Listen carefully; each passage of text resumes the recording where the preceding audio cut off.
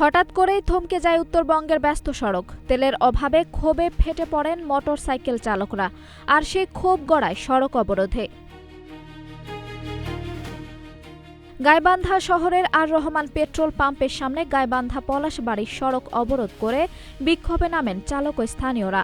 অভিযোগ, পাম্পে তেল মজুদ থাকলেও সাধারণ গ্রাহকদের না দিয়ে বেশি দামে খোলা বাজারে বিক্রি করা হচ্ছিল।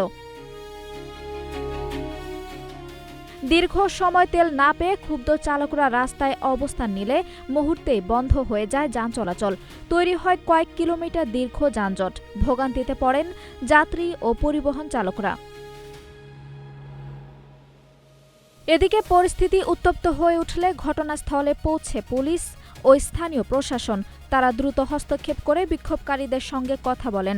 প্রশাসনের পক্ষ থেকে প্রয়োজনীয় ব্যবস্থা নেওয়ার আশ্বাস দেওয়া হলে প্রায় ৫ মিনিট পর অবরোধ তুলে নেন বিক্ষুব্ধরা। আঞ্জুম হক আরবি, নাগরিক প্রতিদিন।